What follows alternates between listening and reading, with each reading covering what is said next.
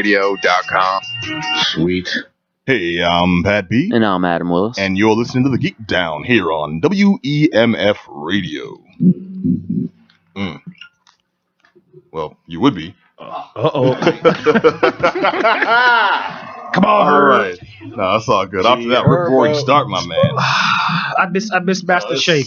I'm mad. I miss Master Shake screaming. Get your hands off. I'm gonna go with the old school lifestyle show intro where it's just like cut chemists yelling at you over the sucker and then talking about insane sounds. Ladies and gentlemen, welcome to another episode of the Geek Down here on WEMF Radio. I am Pat B. I look to the side of me is my main man, my homeboy supreme, the Black Dynamite and my bullhorn. I'm talking, of course, about Black Adam Willis. Yes, sir. Yes, sir. How we doing? Doing okay, right? man. Who, me? You doing all right today? It's been a stressful Come on. day, man. It's been a stressful life, my man.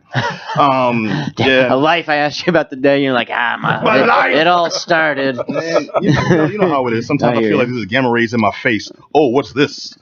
All right, well, you listen to the Geek Down here on WEMFradio.com, and if you're not, maybe you're watching us live on Twitch, and if you're not, you should be at twitch.tv/TheGeekDown. You can check us out, you can live stream with us, and actually chime in with questions, comments, criticisms, all that stuff that you normally keep to yourself. We have an action-packed, awesome, fun-filled show for you, as always. We're talking the Nintendo Switch. We're talking Zelda Legend of Zelda. That's what the thing's called. We're talking Zelda Legends of Dyslexia. Breath of the Wild. Breath of the Wild. Thank you. Someone's paying attention. Also talking Beauty and the Beast, the new live-action adaptation. Le Beast. Also by Disney, so live-action adaptation of Le Disney's, Beast, yes. Beast mode. And Dog. Yo. Back from the past, Samurai Jack. Yes. That's Jack. Samurai Jack. We all know why it's cool except for Jay. Hey, I'm the rookie of this. I got the school, your boy. All right. Samurai Jack. I've been waiting for this forever, man. This is one of my favorite cartoons when I was not a young man, but high school, college guy. Middle-aged. When I used to smoke a little bit more. You know? I feel like such a noob on this one since I just only saw these 2 new episodes. I feel like such a noob. No, it's okay. We're gonna school you. We're talking, of course, about the bringing back of Samurai Jack. We've got the quick review on the first bouts few episodes, and whether or not does it measure up, dude. As old school fans and as newcomers to the series, this will be one you want to hear, I think. Yep. Dude, I want to jump right into it because on top of all that, there's a controversy going on right now. Oh, I'm sorry, I didn't introduce these fine. We got people in the house to do. Not important. The random job sucker across the table here is J.M. the Thriller Priest. Peace. You know you love me, fam. We go way back. And his cohort raising the smell is Dirty D in the corner. What's up, fellas? Down from the depths of the dirt. Remember that. And of course, the man very busy on the side of me here, just Johnny. Yep. This man who I don't understand how. You say I don't appreciate. This man here with such shoddy taste in games, actually, and games and anime. Yeah, it's a great introduction. I'm sure you appreciate that. Jeez, man, what was that you were recommending before the show, man? You recommended something awful. You should be ashamed of yourself. Toilet bowl water. He's in his zone. Johnny's in his zone, man. Johnny should be looking good. He's in the Matrix right now. He's logged in. What did I do? You recommended a bad anime. I was clowning you for it. I recommended a fantastic anime. So which anime is it? This is Gungrave. How dare you, sir? Now, don't get me wrong. How many people in this room have seen Gungrave? How many people in this room would recommend Gungrave? Thank you. Put your hand down. I'll put it up. That was late. Is weird though. That was late. Is weird. That was straight peer pressure. Like, maybe I should. Someone's got to defend him. All right. I got your back, Jamie. Get your ass out of here. And the always understated, never forgotten DJ Herbie Herb. G Herbo, what's up? Hey guys. All right, man. We are to a slipshod start tonight. Let's get back on track because I want to talk about Ghost in the Shell. Now, okay, we've already established that only a couple of us are anime heads here, but is everyone at least familiar with Ghost in the Shell? Yeah, sure. Amazing, probably one of the most amazing animes I've seen. I think one of the more well-known ones too. So even if you're not like hardcore into anime, you've probably heard of like Perfect Blue, Ghost in the Shell, Ninja Scroll, Vampire Hunter D, stuff like that. You know, La Blue Girl, Ninja Battle Scroll. Angel. The good ones. The Blue Girl's more hentai than anything else. Way to call up and start this joke. I was trying to just want to make sure. All right, so okay, hold on a second. So let's redeem yourself, man. The Priest seems to have some insight and knowledge into Ghost in the Shell. Enlighten us, brother. No, not necessarily. Just for me, my intro to anime was a little on the high end. My first anime I watched thoroughly was actually Ninja Scroll. It then Yes, goes to the that's Shell. such a And great it one took too. me like literally three times to make it through the Ghost of the Shell, because it was just, for me, it was so complex and trying to figure out what's It's a little going on at this convoluted, moment. sure. You know It is, but I mean, it's a great piece, and we had a little argument at the pre-show dinner that we usually do, and it was whether or not you can actually pay to go see Ghost of the Show because of the controversy we're going to talk about. I'm with Dirty D on this And one. we're talking I about may pay. the whitewashing. With, that's I'm I'm going gonna pay, on. man. ScarJo. It was the anime that sold me on the genre, Mhm. and I fell in love with the convolutedness, like you said. Yeah. It took me 3 watches, and when something has to make me rewatch it, that repeatedly reread it, I love it. Yeah, so It works my brain. yeah, Wait, so I mean you're familiar with the comics too, the mangas, Yes. not just the animes. Yeah. Okay, all right. Yeah, I Then remember there's no when difference. remember when they were gonna do Akira and they were gonna have like I think they were floating around like Keanu Reeves Yes, to do I heard that. the Live action, in Akira. No, yeah, no, it was Leonardo. It For was Akira, DiCaprio? right? No, Really? it was Michelangelo.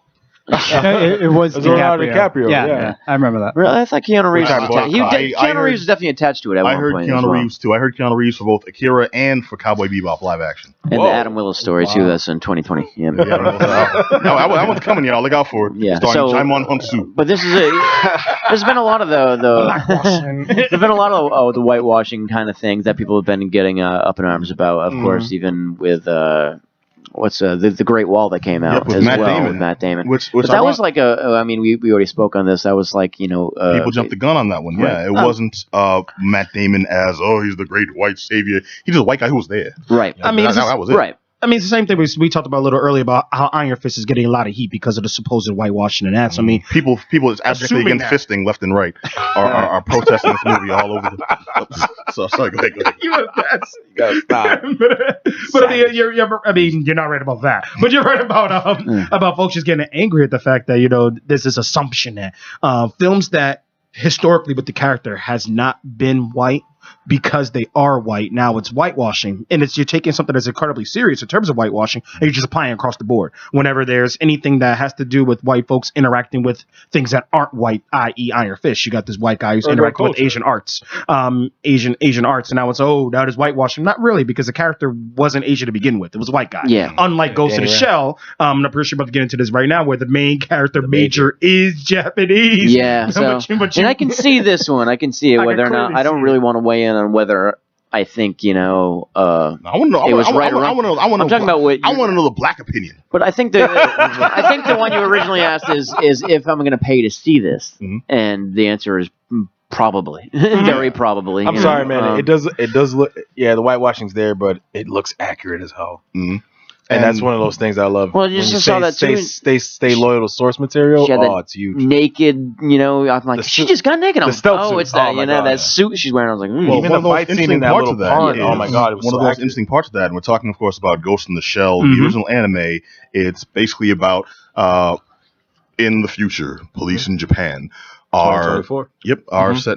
That is still the future. I was thinking like the things they said in the past that in the far off future of 1998. But no, still set in the future. It's about police in Japan, and it's a specific squadron made up of people, Augmented of people that are augmented with cybernetics, and people that are completely cybernetic with I guess relatively human consciousness, but Kinda they like wouldn't a Terminator. In some ways, yeah. Yeah, and the story itself, all the stories are set in Japan. Yeah. In Japan and Asian, countries. And when you follow the story down to the nuances, Major technically isn't Japanese. Major is a. Let me finish this, brother. Okay. Major is a sex bot. Yeah.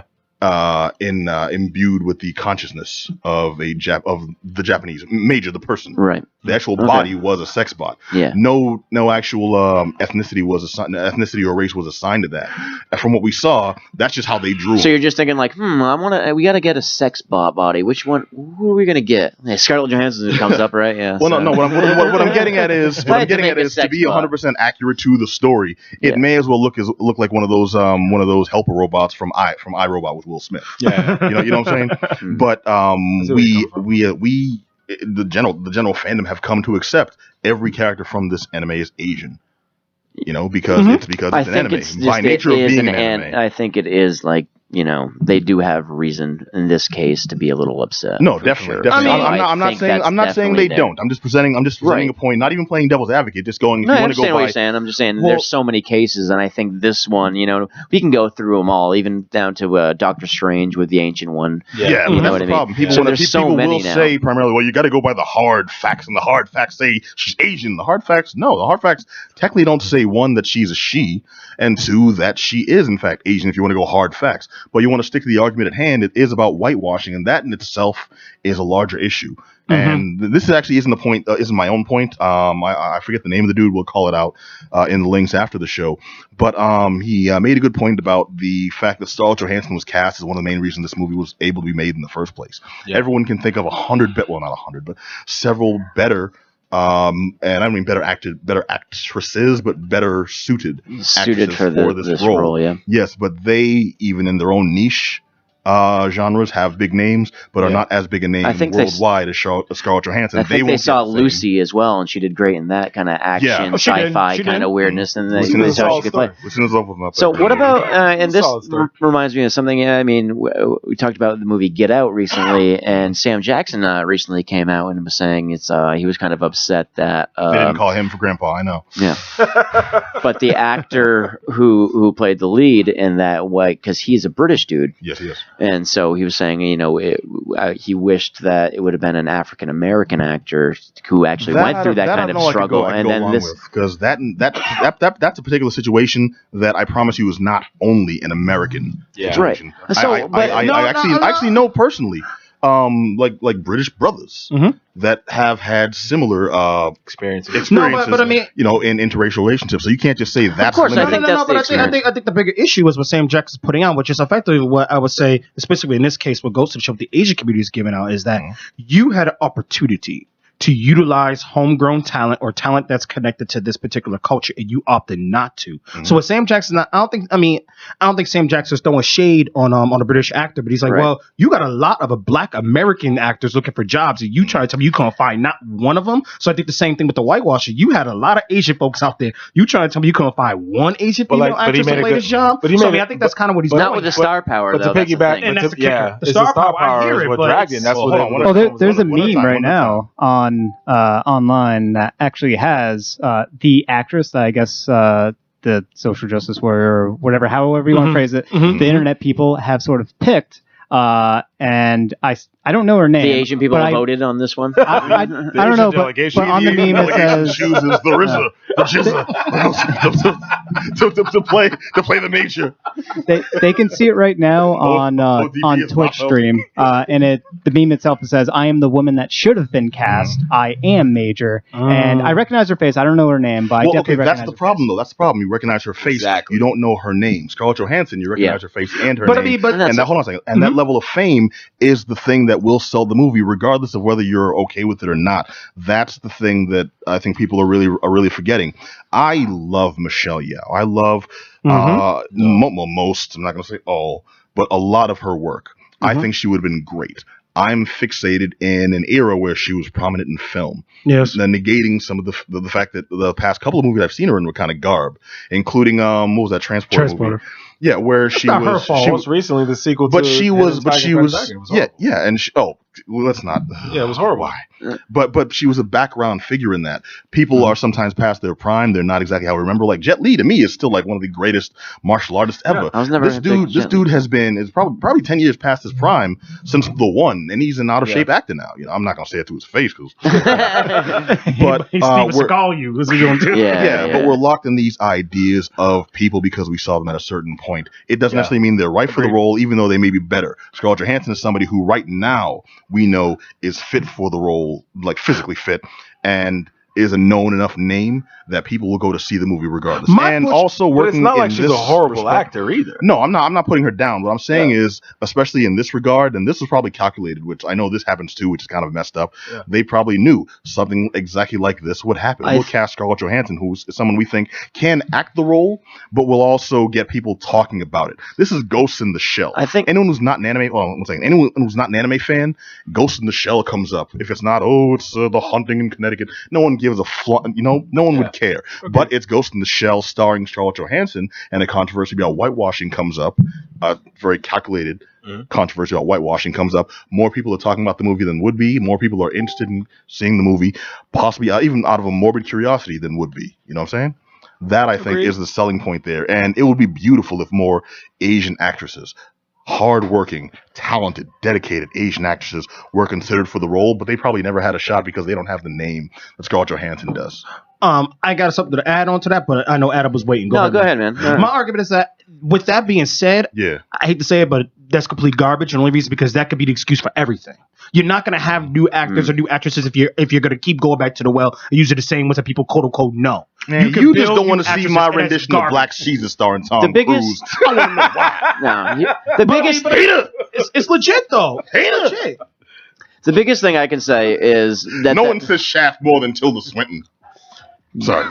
The only people that are really going to care about this whitewashing thing, the really hardcore anime fans, there's not going to be enough of them out there to actually have this movie make money. Pretty much. You know what I mean? So you got to get a star that people like. Most people that are going to see this, they're trying to get new fans that don't really care about that. Mm-hmm. So they're like, okay, Scarlett Johansson in this sci-fi action movie. Oh, it was a manga from back in the day, and most people don't care. Right. Mm-hmm. And so the really hardcore ones, there's like a big pocket of them, but not enough to make the $300 million that they're looking for to get it out there. So it doesn't really matter. But I think you also got to take into consideration the media that it's come from. It's like The Great Wall is a great example. Yeah. Matt Damon, we thought it was whitewashing, but again, like you guys said, it was actually backed, like you told me, by an Asian film company, and they decided to cast him as blah blah blah blah side guy. How much did he hear about that story before it came out? Nothing. About what was the movie about? Matt Damon's in Japan. But the marketing was coming from their end though, and that's what I assume. Like I figured if the movie's being made on their end, maybe it might be a little bit different. But this is a U.S. film company. But I will argue with that and say that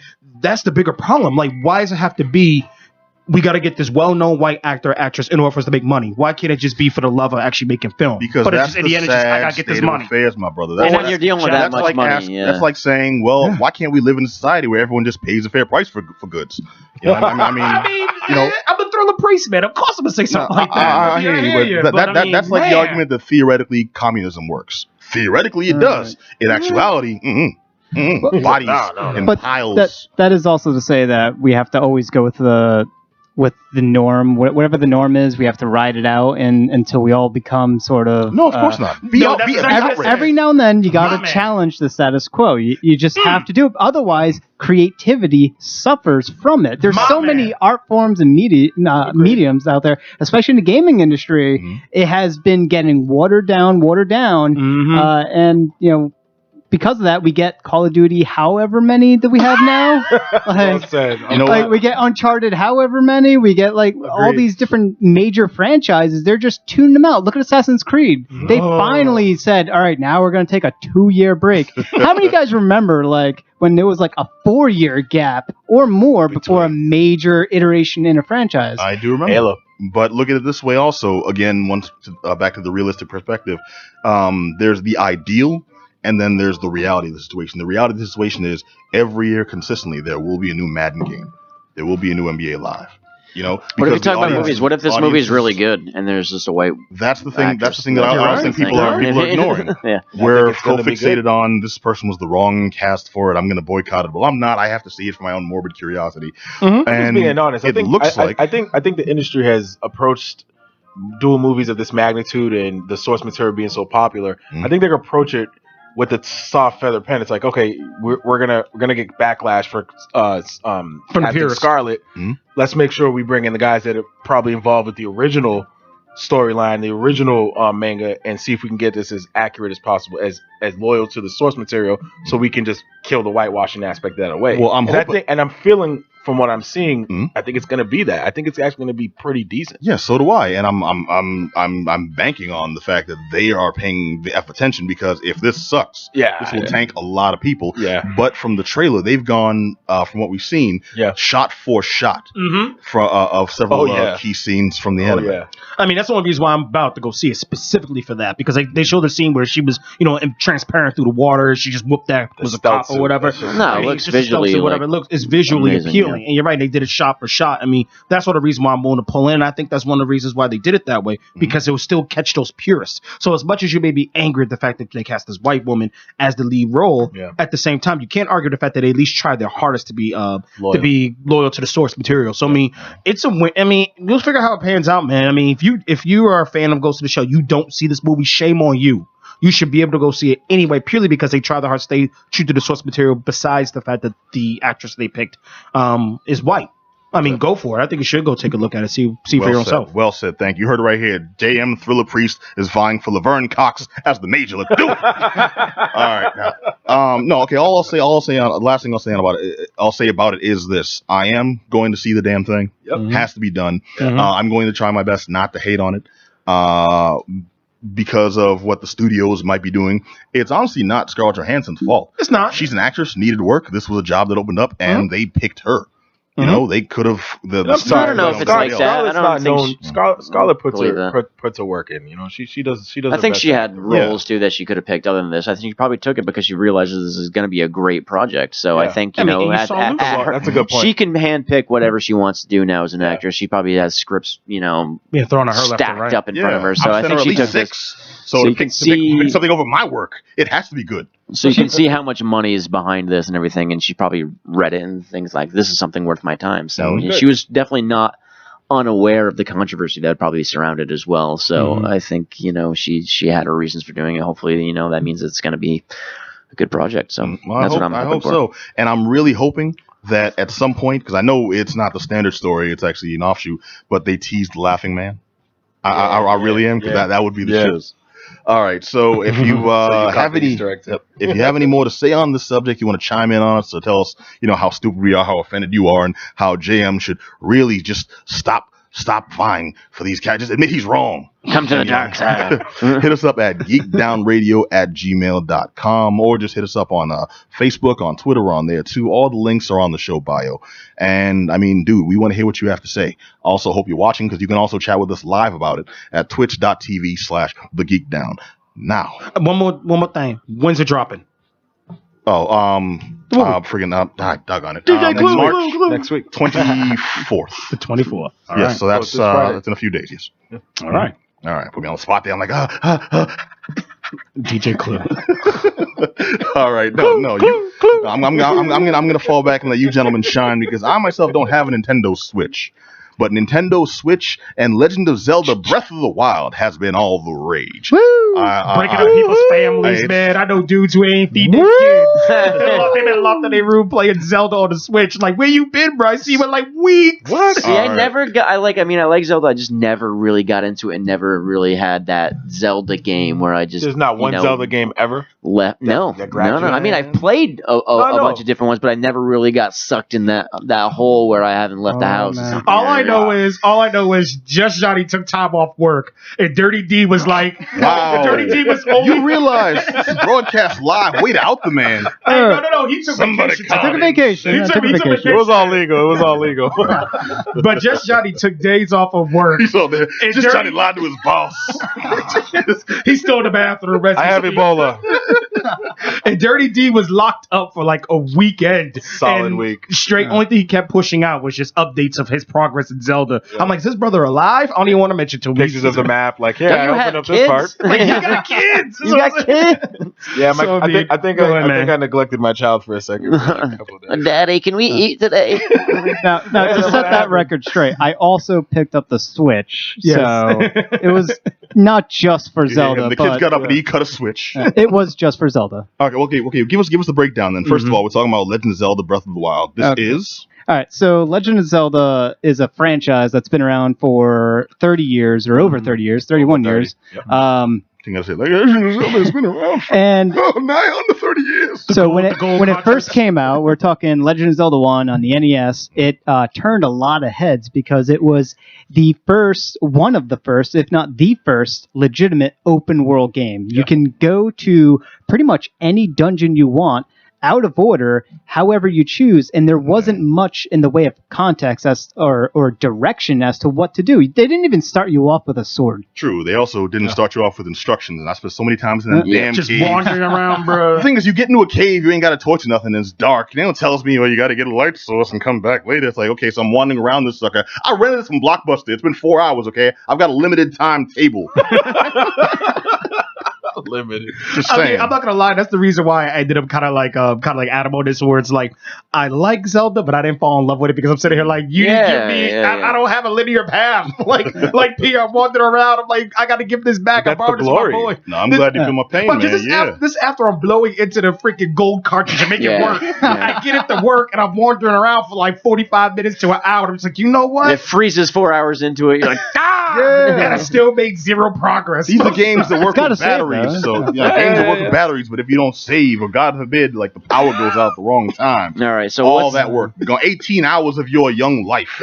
when you're like 6 years old, that's like 1/16 of your existence gone. What's this Zelda about? So ever since Ocarina of Time, so now you have to bring up Ocarina of Time. It came out in 97 or 98 on 98. Not on mistaken Nintendo with the 64. album Ocarina of Rhyme that came out in 2008. And that has been up until till this release has been the pinnacle of the Zelda series. Mm-hmm. When it first came out, it also changed everything about Zelda. It brought it into 3D for the very first time. Mm-hmm. It did so many things that a lot of games for the past 20 years, almost 20 years, has copied or borrowed. You take the Z targeting system, something that pretty much any action game to this date has copied.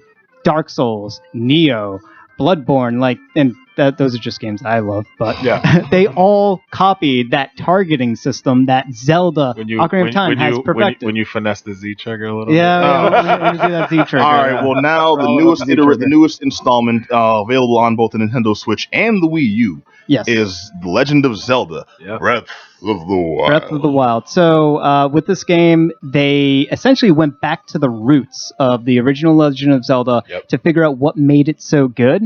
And part of that was saying, hey, Zelda and the other Zelda games up until this point were kind of getting more and more linear. And this one, it was the first major, here's Nintendo doing open world game for the very first time, full 3D, massive open world game. And the biggest part about it, it doesn't hold your hand. It doesn't tell you what to do. It just says, here's this big giant world. We're going to give you a couple of things right up front. And then after that, go. You are free to do whatever you want. So it's like real life then. And I'm not gonna lie, I played the game for about 10-15 minutes when you were generously enough brought the Switch in and you had it. You played it on air while we're trying to broadcast. and everybody on the Twitch saw me struggling to make it happen because I supposed to have a Switch and I'm supposed to beat up my opponent with like this tree branch, and I threw it and I dropped it, and I'm just like, I'm running around trying to find something to fight him, but I can't find nothing to fight him. And for me, once again, it frustrated. Like, just give me a little arrow to point. This is where I need to go in order for me to get this weapon, in order for you to fight this monster. But because that's the beauty of the game. I'm like, climbing up. Logic behind that game. Well, I feel like in real life, this would be like the equivalent of him. He's got like a gun in one hand, bullet in the other one. I don't know what to do. You got to hit him with the bullet. Okay, just throwing it at him. It's like, it's not working. He's still alive.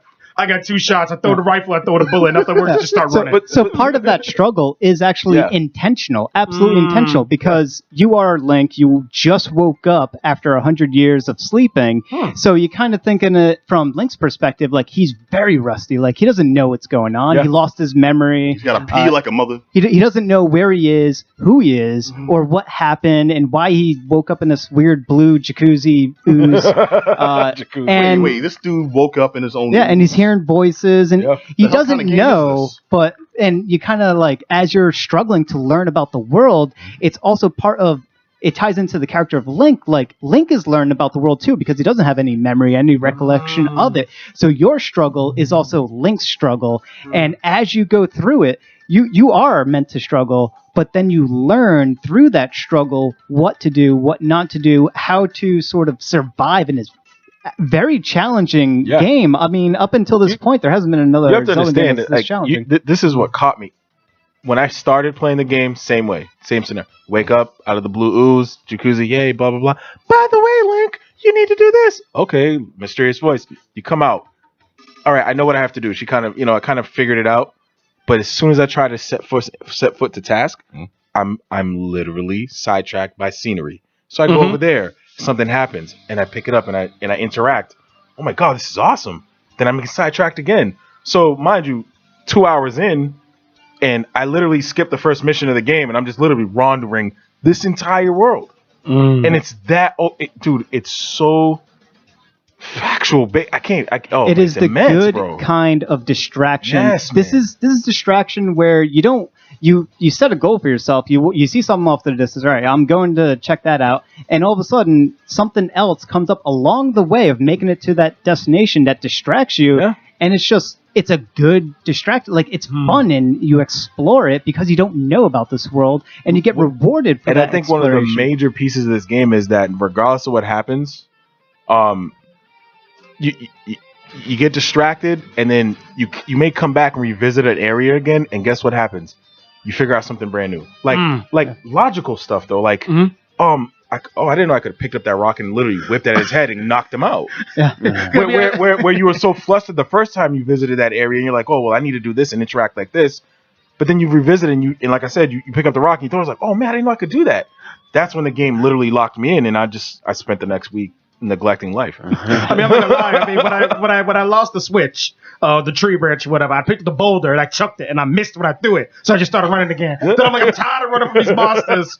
No shirt, no shirt, no shoes. I'm just lost. In your boxers. And I'm just done. Like, I don't even want to do this anymore. But I mean, so you're telling me that this is intentional? So it's to draw you in. It is, and it does. There are elements in there that guide you and definitely give you a direction of where to go, but none of it is required, except for the very beginning tutorial area. Everything else other than that point says, here's a main quest, you can go here, but also it gives you another main quest, which is beat the game. Right from the very start, it gives you a main quest, beat the game, another main quest, explore story stuff if you want, and you can ignore both of those and just go to like the opposite direction. You can go wherever you want, and there will be incentive and reward for you. And not only that, probably the most important thing about the game is just its gameplay mechanics and how they work and interoperate with one another using this very physics-heavy simulation that's part of this. Factual physics, too. And it's reasonably factual. Yeah, so there's something metal. You'll get an item that allows you to control metal, and if you see something sort of like a metal chest in the bottom of a lake, like, well, you can't swim, but you know what? I have this magnesis rune. I can just magnetize it and pull it out of the lake and then open up that chest. But if it's like really deep into that lake, like, how do I get all the way over there? You get another rune that allows you to make these pillars of ice from water. And so that's you a can great sort point. of get your way towards it. Literally within the first hour gives you every tool you need to be successful at the game. And it's just up to you how you manipulate and use the game. At that point, and these runes give you the basic abilities, but everything you need to progress in an early stage. So, like I said, when you first start the game, you can literally beeline it straight to the end of the game, to the end boss. Oh wow! You're probably not ready for it. Let's be honest. I mean, you only start with 3 hearts. So walk me through this hearts piece. For those who haven't got a chance to play it, walk me through this hearts thing. You talk about how you have to have 13 hearts to get this sword. If you don't, you die, or you need certain hearts to achieve certain things. Walk me through this. Well, it's more or less every Zelda game you have to increase your life bar. So it's with the hearts. Everybody knows that. That's classic Zelda. But long story short, what makes this game great is that it's the shrines. These mini puzzles, literally 120 mini puzzles. You can't beat that. There's some games won't even offer that much. And they're all very elaborate, very unique, and elaborate. And all of these puzzle-based dungeons, and not all of them are puzzles. Some of them do have some combat challenges, but every single one of them have multiple ways to solve them.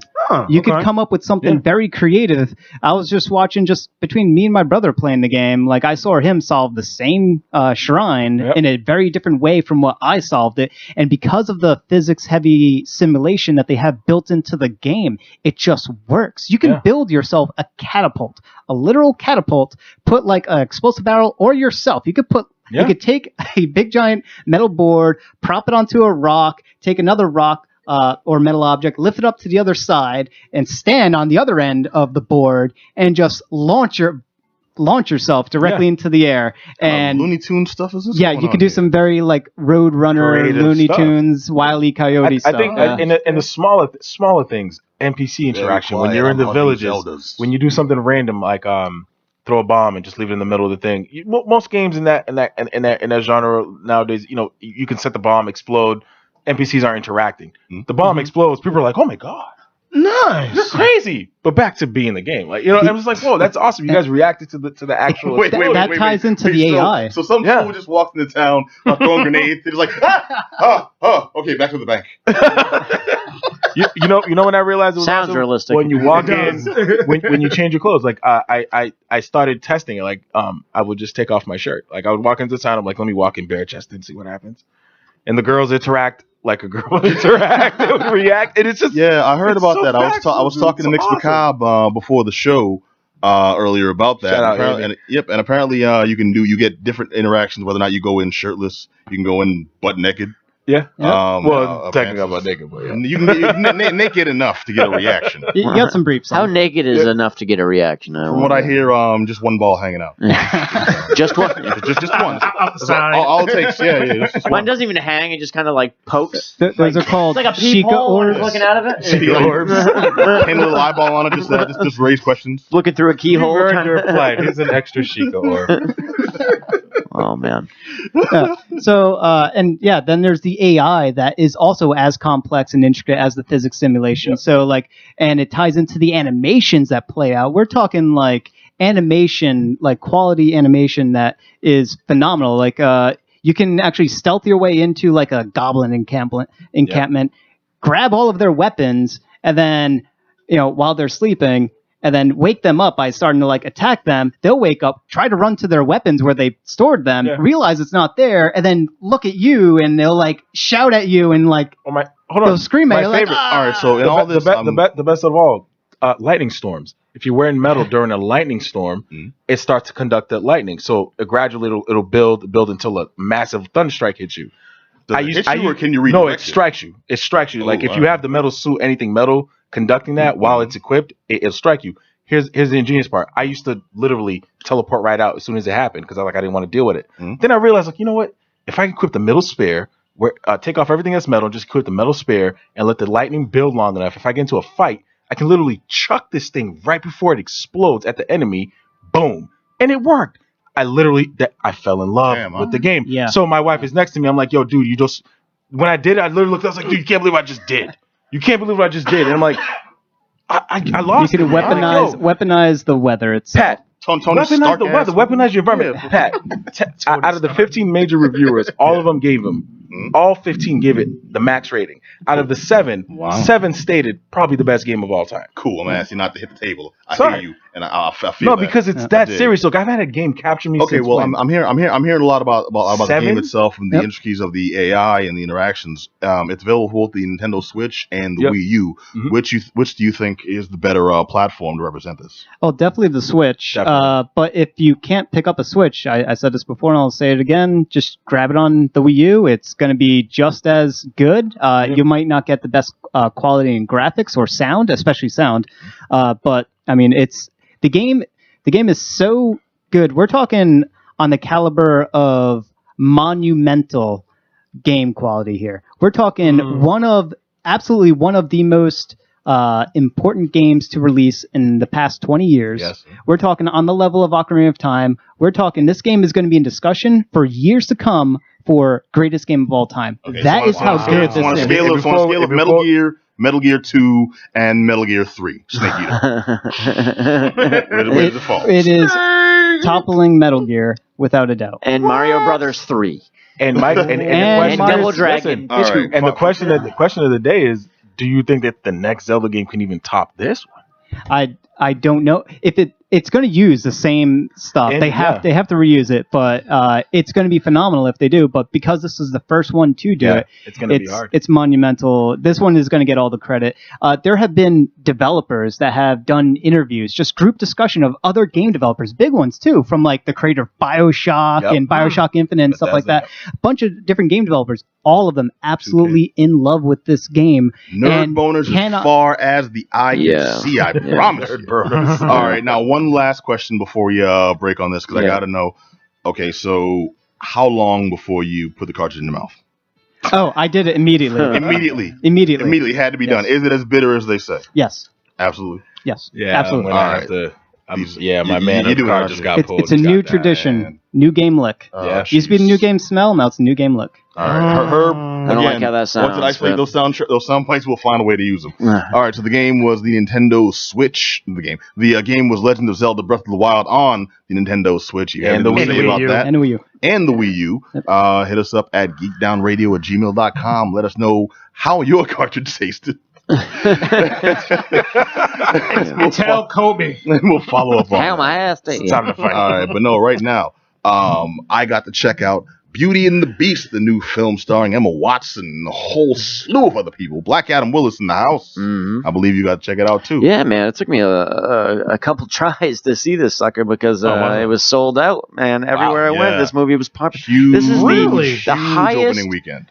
It was the most expensive movie ever made. That's what they're saying. What? $300+ million to make this movie. I definitely see where the budget went. Sell that to James Cameron. Right? Yeah. I'm hoping this wasn't the most expensive because I did see a couple of flubs here and there. Yeah, Nothing to ruin the picture, but it's kind of like going back to watch The Matrix now. Yeah. Or I guess a better example to watch The Matrix Reloaded now in 2017. Stop! You see how crazy... Where you can see stuff that you thought back then, oh my God, this is the pinnacle of something. Where it's like now you can see, oh, that's animated. That's animated. Well, you can see it. It's a real life girl with a real life fake beast thing. You know what I mean? Mm-hmm. So you can see of bestiality. But like you can see how I love going to movies like this because I can see the money working. You're like, what does $300 million look like? You go for 2 hours and sit down. That's what $300 million looks like. It's pretty amazing to kind of see. And then this story. And it's the same story of the animated, the full animated, and one of the Beauty and the Beast, the highest regarded animated films of all time as well. I remember when I was a kid, I really, really enjoyed this movie, but I was like, I was a little bashful to kind of admit that, being like a young boy, like, oh, Beauty and the Beast, dog. Yeah, what you doing? I'm playing Madden, kid. What you doing?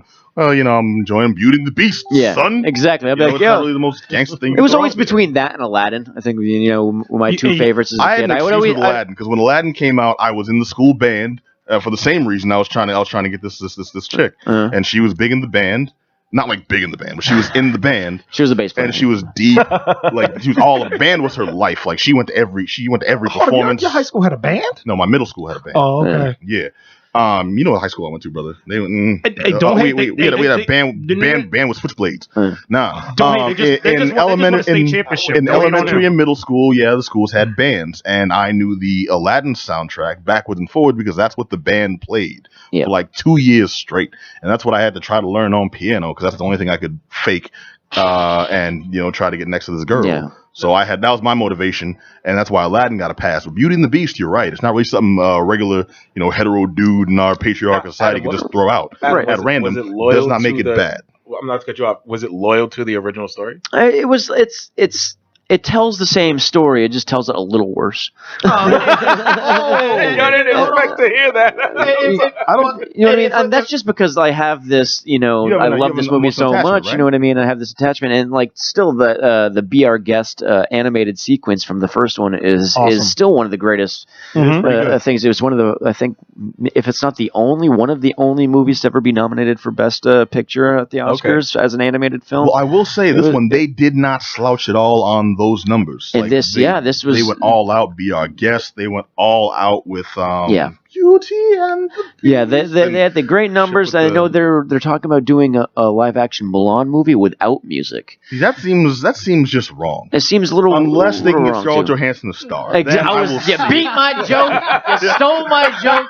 You stole from me. You gotta be quick with it, brother. You gotta be quick. I was setting it up, and you just knocked it down.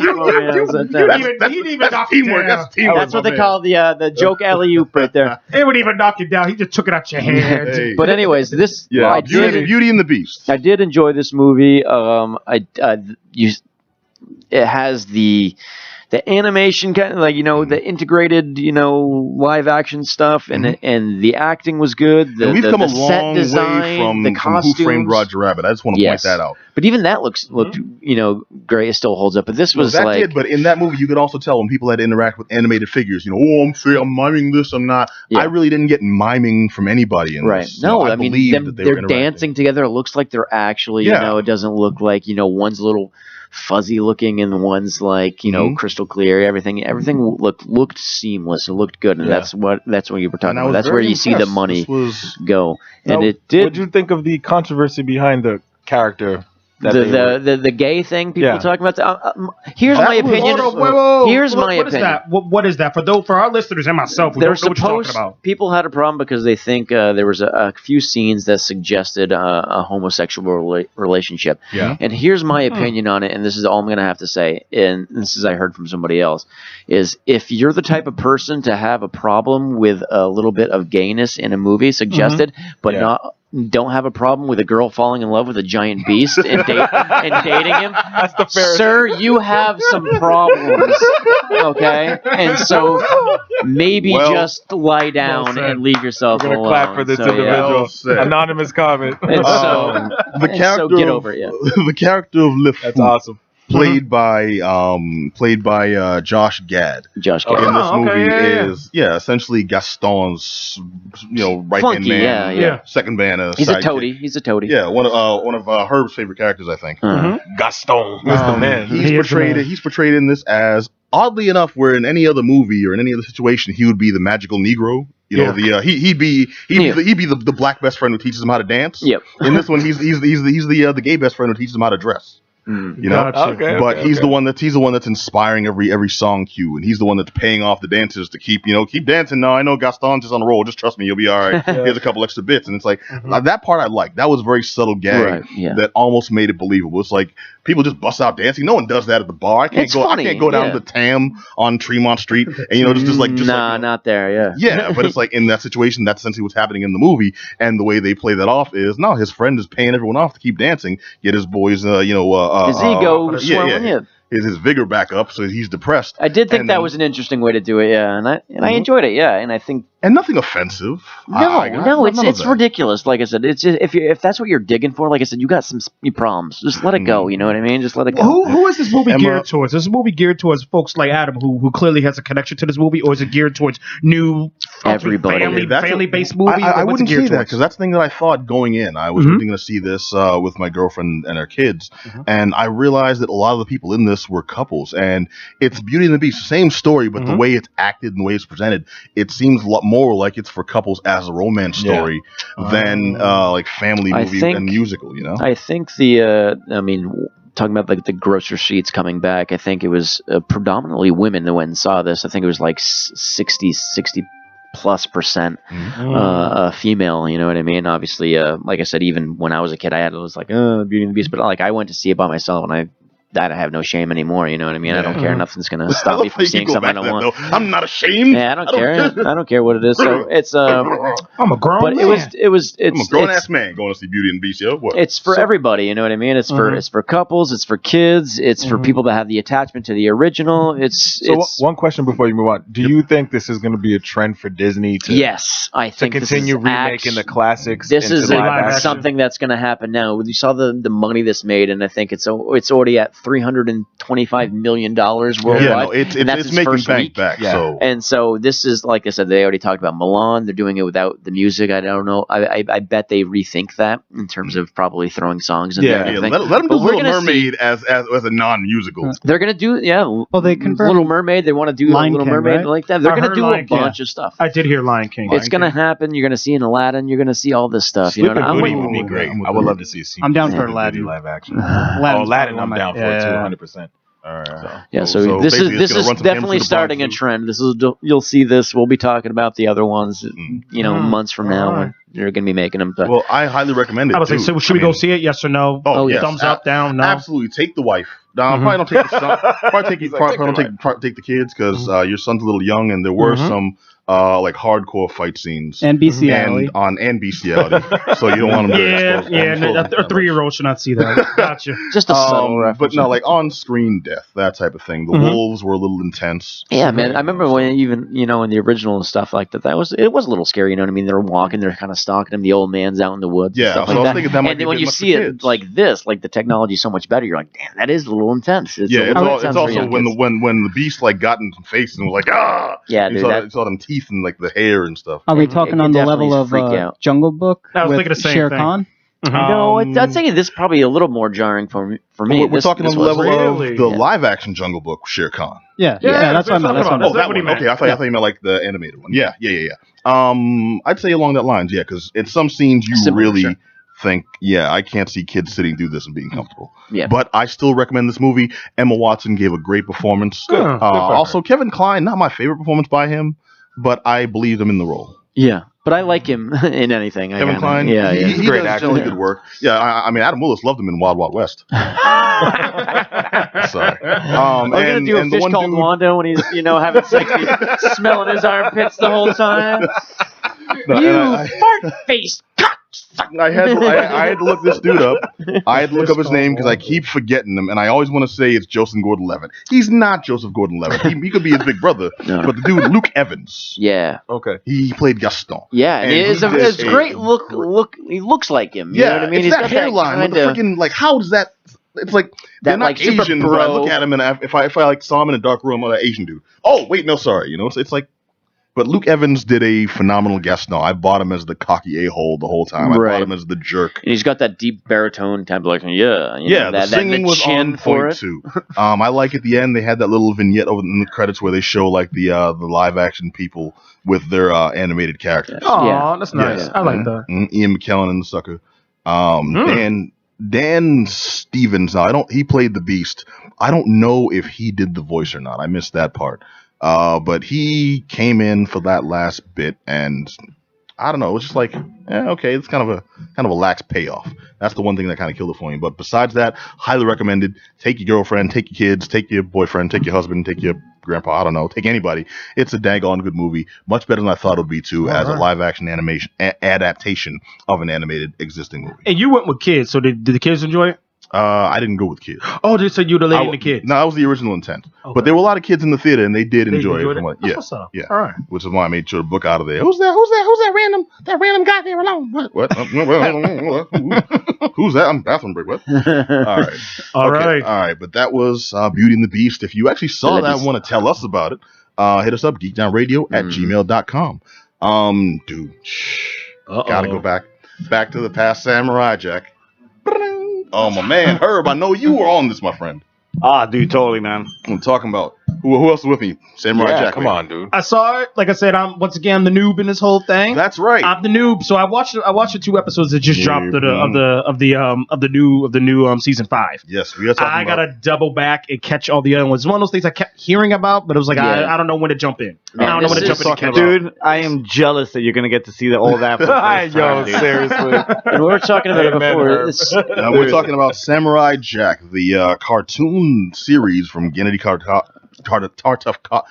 Tartakovsky. He's the guy who brought us Two Stupid Dogs, Dexter's Laboratory, a slew of other stuff. The Star Wars, Clone Wars cartoon, and the original Samurai Jack went on for 4 seasons. Very popular show, canceled before it actually got a finale. That's a samurai. It's kind of man at a time. He gets zapped into the future when he's battling the mythical evil Aku, and while he's about to defeat him, sends him to the future, and then he is going to kind of make his way back, and basically he's a man out of time, and it's full of these interesting characters. And it's this really great anime, some intense battle scenes. One of my favorite episodes we were talking about before the show is Samurai Jack and the Scotsman, where he meets this Scottish guy in the middle of a bridge, and he's got a machine gun for a leg. This is way before Grindhouse did it, and it's just a hilarious story. And I'm so jealous of you guys. I haven't seen the first 2 episodes because I haven't checked it out yet, and I can't wait to do it. It's on demand. But this is kind of they were gauged gauging people's interest in the show because it was so popular and it didn't get a proper ending, and so now they're trying to do it right and they're bringing it back to give that people that closure. And I think this is the best thing they could possibly do for anybody that's really a big fan of anything, not just this series. So, well, this new season starts off. It's several years in Jack's future, which is in the future. Like he's been there a while. The series cut off with him after being there a couple years. He's still kind of fresh face. He's still learning the ropes. Now he's like old and grizzled. People know him. He lost his sword a long time ago. He's like Logan now. Pretty much, yeah. Right down to the spiked motorcycle. And this isn't a tease. This isn't a spoiler or anything. This was actually in the trailer for the season. You saw him riding the motorcycle. He's in this black armor. He's just like future road warrior. He's got like the ill ass beard and stuff. And this also introduced some new antagonists. It's not just Aku and its followers of Aku. It's his minions, effectively. More so than that, and you'll see once you actually get into the series. Pretty much. I loved it so far. I wasn't a huge Samurai Jack fan. I liked the concept. Conceptually, also, this dude who had pretty much Batman training became the ultimate hero, and it's the continuation of that story taken to extreme lengths. This is a future he doesn't know, essentially in a world he should know and has no clue how to navigate, and he's a creature from another era, another existence. I think one of the biggest reasons why, not to cut you off, I fell in love with it most because it was like this unofficial rendition of Miller's Ronin for DC. That's what that's what always captured me for it, and that's what I've always looked at it as, and that's why I've always loved Samurai Jack, because Ronin was a great book. If anybody hasn't read it, read it. It's DC Comics. But that's what I always thought it was, and I can't see it being anything different. So when people try to say it's its own entity, I was like, I just don't see it, man. It's the unofficial. Well, this is a unique story of. It's a unique rendition of the story of Yojimbo. It's a lone samurai who's in an unfamiliar territory. And his his effect influences the entire world.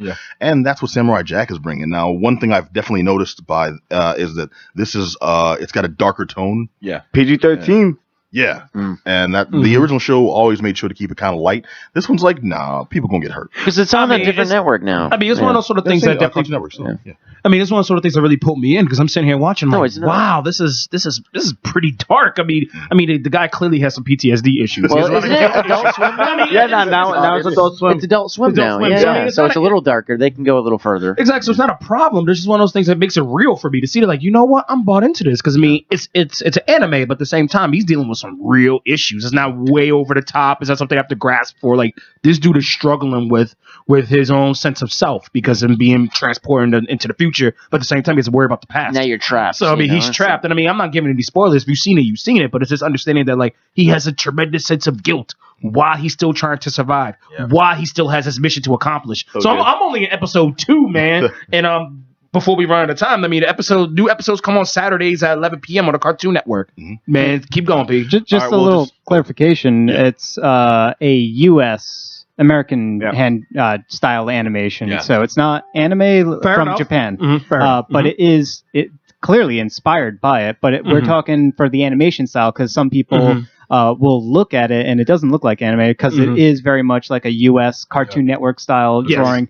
I think what's that one with that monkey that's on Cartoon Network? Dexter's Laboratory. Dexter's Laboratory has that same art style. It does. You're right. Well, same guy.